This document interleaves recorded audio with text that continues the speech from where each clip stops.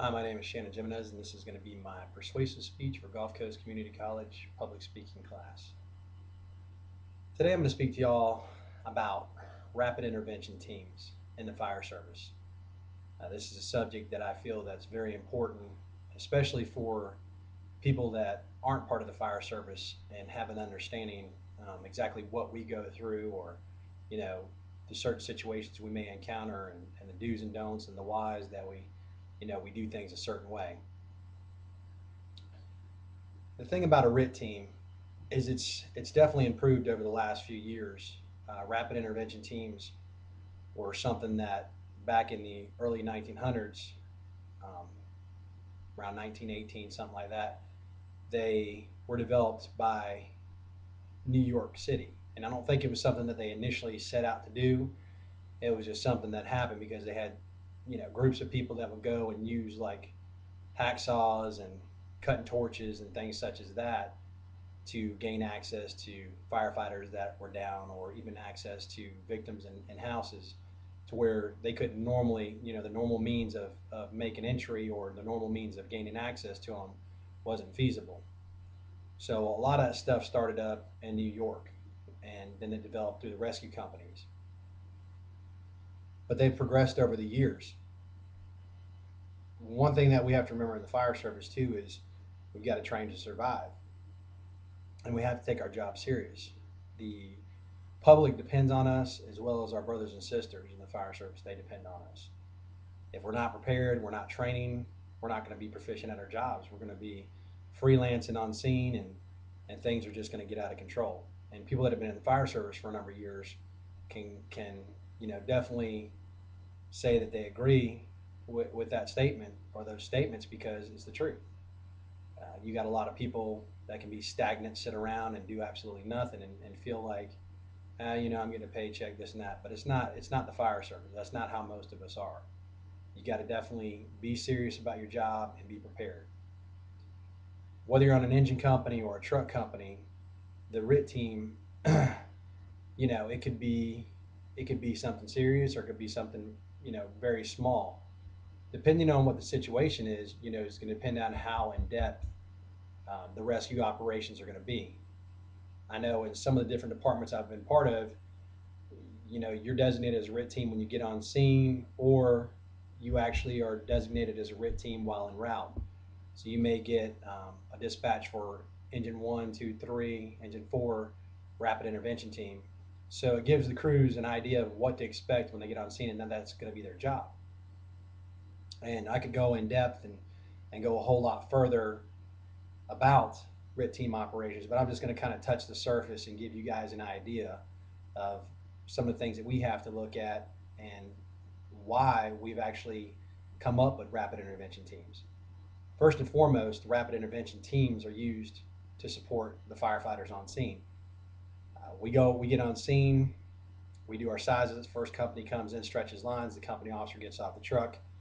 He's doing a 360 around the building, looking for potential hazards. Second due company usually comes in, lays a supply line. The rapid intervention team is going to be there. They're going to get equipment ready.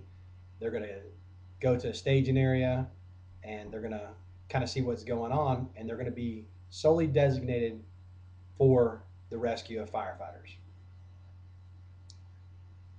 One of the most difficult functions of a RIT team is they got to keep discipline.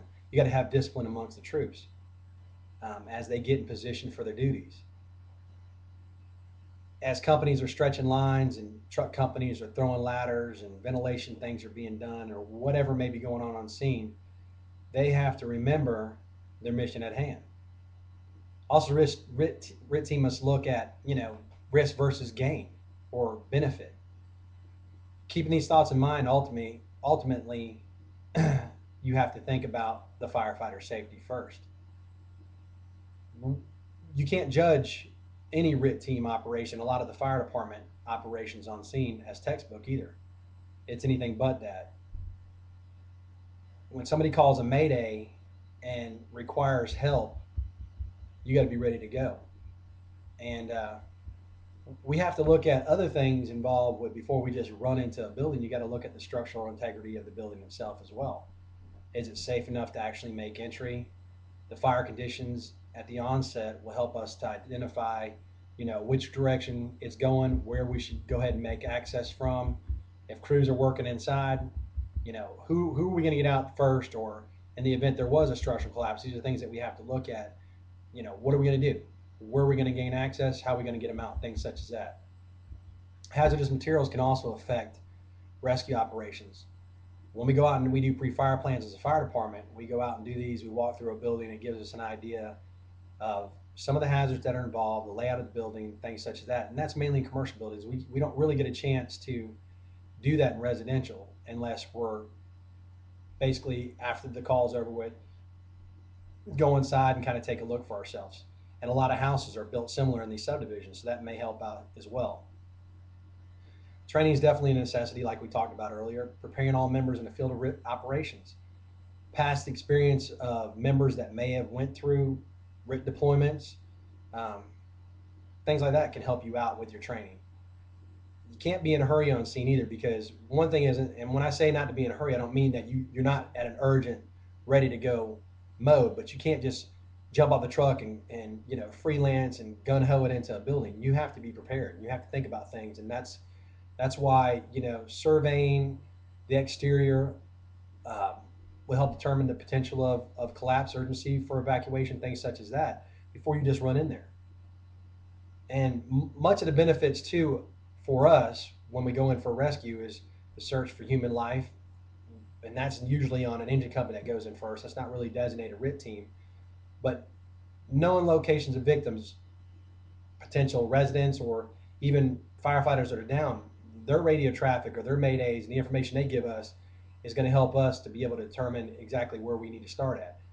Regular residents and things like that, most of the time you have people come up and say, hey, they're in that room, or you get nothing out of anyone. You just hear that there's entrapment inside the house, and then you have to try to find them. Um, we also have to remember about RIT staging areas. While you got all these other operations going on scene with deploying lines and things such as that we were talking about earlier, you got to have a RIT designated area, whether it's at a house next door, maybe it's in front of the incident command, but it can't be directly involved in the hot zone, because as firefighters, when we get on scene, if we need a tool or a piece of equipment, first thing we're going to do is we're going to grab the thing that's closest to us. That's just how we are. So if we have all of our RIT tools and things staged out there, there's a good chance of them being picked up. The team has to be identifiable by the IC as well, to know, who's actually the RIT team. A face-to-face communication between the RIT officer when we get on scene, things such as that, so they know, hey, I'm the RIT officer. This is where we're going to be staging at. I've got a crew of 4, whatever it may be. It's going to help him to identify exactly where we're located at in the event that he has to call us. The initial size up performed by the RIT team will help to bring the team up to speed on the incident. Yeah, we get a size up done when we first get on scene as the first company coming in, but we need to look at it as a RIT team as a new perspective of it, a new kind of set of eyes to walk around the building. We need to see where guys are working at, where the fire is at. Is it a 2-story, a single story, things such as that. And all members of the team must be advised on the staging area too. You may have guys coming behind you with equipment and things such as that, but they need to know exactly where it's at. And the crew needs to make a 360, or the officer does, while the other team is getting everything all together. It's very, very important for these things to take place, and that's just kind of like a surface of some of the surface of what a RIT team is involved with. There's firefighter survival things. There's things where crews have to get specialty tools to go in if there's entrapment or potential collapse. If a firefighter is down or low on air, there's different techniques that we use to go in. But rapid intervention teams, I believe, have or will save a lot of lives. And if we don't have them, or these fire departments that believe that that's not that big of a deal, and if something happens, we'll just go in and grab them, it's not going to always happen that way, unfortunately. And rapid intervention teams in the fire service have a very complex job. And throughout the years, many departments never had a designated team to be used for the sole purpose of firefighter rescue. Yes, we have to serve the community, but ultimately we must look out for our own. And that's something that we have to remember. I appreciate your time, and it's been great. This has been an awesome class, and everybody's done great on their speeches, and